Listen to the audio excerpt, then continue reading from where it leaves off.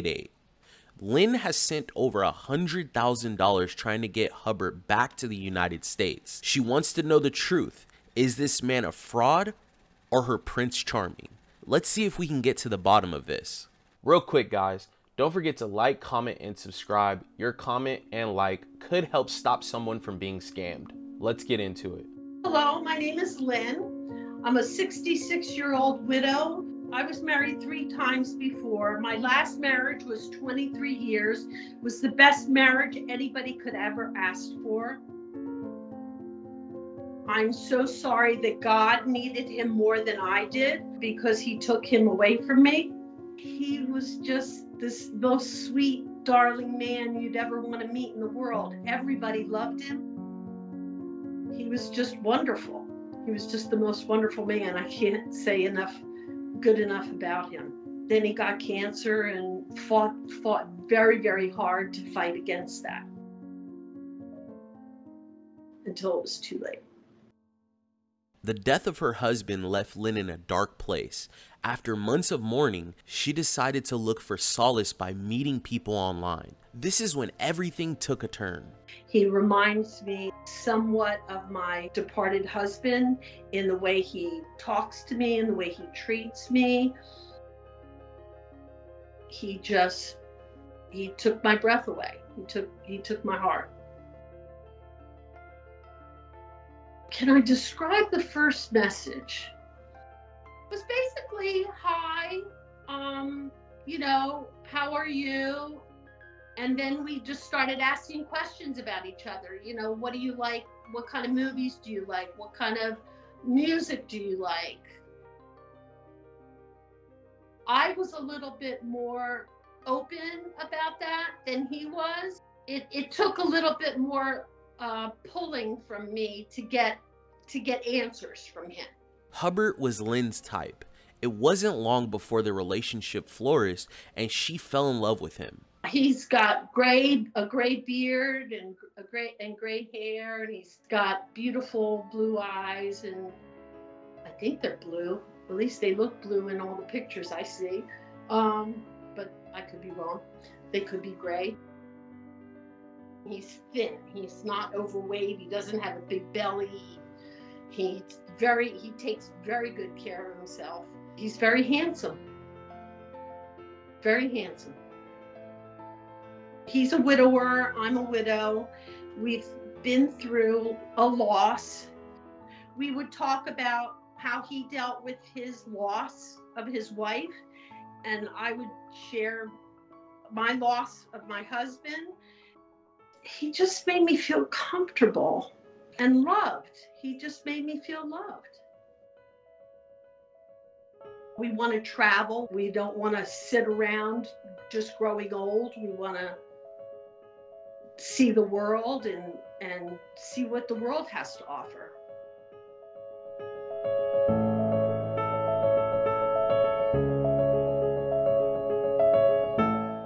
He has expressed he's loved me for a long time.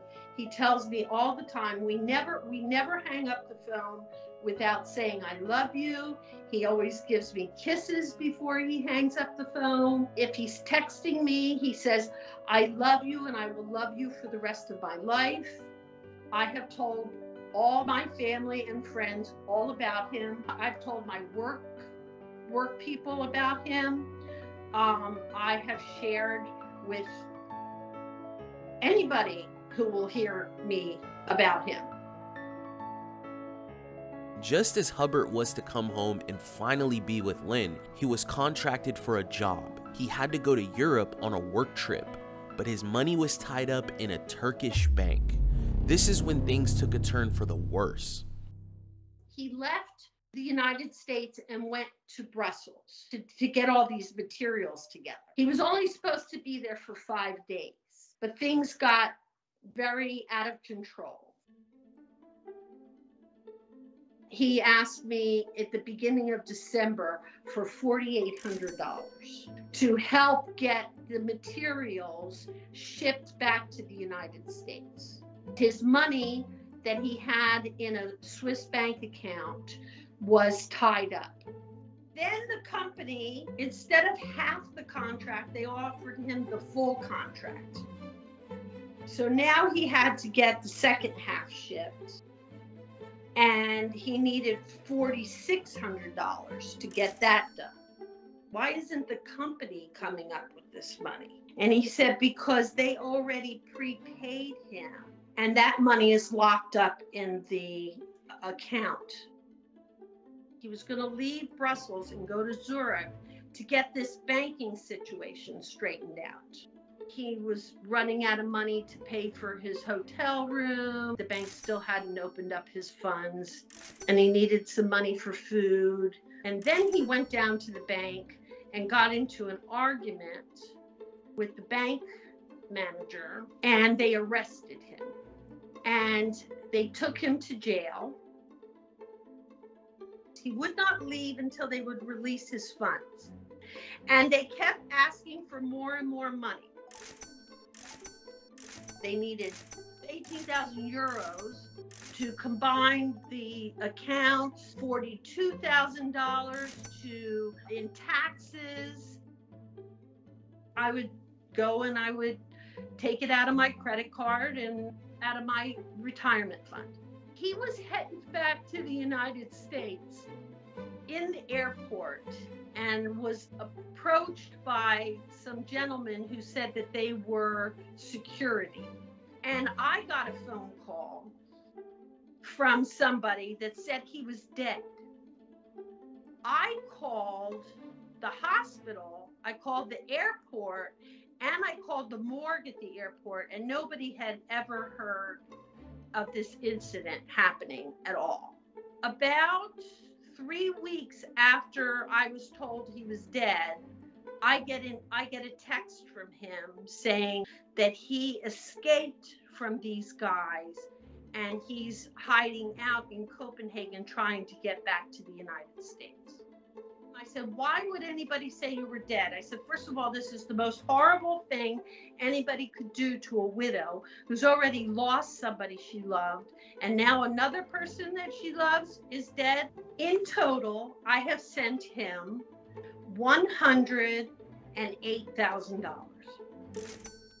This has proven a difficult situation for Lynn because she's had to compromise her well-being for the well-being of Hubbard. She even tapped into the financial plan her husband had left for her before he passed away. Mentally, this has screwed me to no end. My husband left me in a very good position financially. When we found out he was ill, we did that on purpose. He made sure that I was going to be well taken care of. And he gave me instructions on what to do because we had some rental properties, and it was time to sell the rental properties, and I used some of that money to help Hub with, and my retirement fund. I would go without on my own.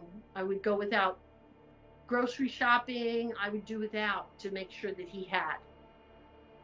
If you told me that he was real, it would just make my heart jump for joy. I feel like the luckiest woman in the world in that I found another soulmate,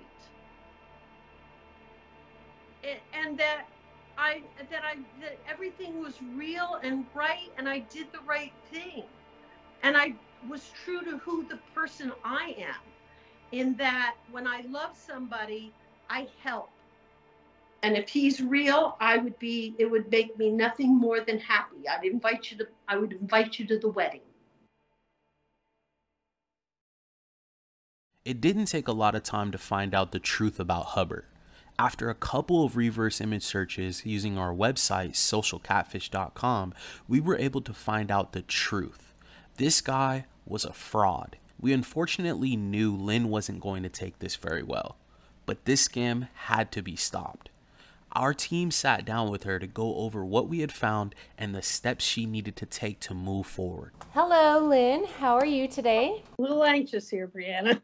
You're a little anxious? Yeah. What type of information are you hoping to hear today? If I'm honest, I'm hoping that he comes out to be real and that you found information that he's a real person and that he's not playing games with me and he's not taking advantage of me. That's what I'm hoping. What are your conversations with Hub like at the moment? He's still in Zurich, having problems with the bank. I says, they're playing games with you. I says, I think something's wrong with your bank, with this bank. It's just all craziness to me. None of it makes sense. None of it. It's absolutely insane. We know you've been anxiously waiting for this interview. Our team has put a lot of work into this, pulling some of the information. Are you ready? Yes, I am. The first thing that I want to do is I want to talk about this person's tactics. One of the most common stories that a scammer uses is being an engineer. This same exact scenario that you're in with Hub was a huge red flag for us. Contractor, military, and doctors are some of the most commonly used occupations for romance scammers. These jobs often mean they have to travel. This gives them a reason to never meet you in person. We want to direct our attention to the wire transfer information first. Banks have a process of reporting all transfers over $10,000. I know that your transfer was under $10,000. This keeps the banks from noticing that this is suspicious activity. And so we suggest that you report this to your bank because we would like to have them flag this. Have them flag this account, Russell's account, for potential fraud. Okay. So Brianne and the search specialists were able to run all of the photos that you got from Hub through our website, and we were able to get some results. Okay. Every single photo that was sent to you from Hub was on this man's profile. His name is Gene. He's an average guy. We were able to find tons of fake profiles all across the internet of Gene. All of the original images that Hub sent you are on this man's social media. He is also not even into women. He's a gay man. Hub has been lying to you for years about who he is, and he's been able to pull it off by stealing this man's images and also his likeness. Right. Interesting. And this guy Gene is on social media. And where does he live, supposedly? Well, we don't want to disclose that. Okay. Mm-hmm. Damn. I just unbelievable.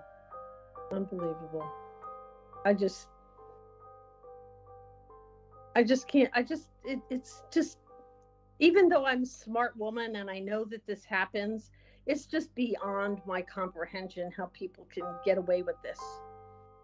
Mm-hmm. It is just beyond my comprehension. And they get away with it because people like me fall victim of it. That's why it's important that we do what we do to help provide you with answers and information. I'll tell you something. I'd like to see his ass arrested. We attempt to get recourse for all of the victims that come onto our YouTube channel. Our first step is getting Lynn to file a police report. Next, submit everything to the IC3. Some of the connections we have with authorities overseas will play a big part in getting this person posing as Gene put behind bars, and hopefully we can recover some of Lynn's money. Be on the lookout for a list of scammers that we've been able to put behind bars for some of the victims that have been featured on our YouTube channel.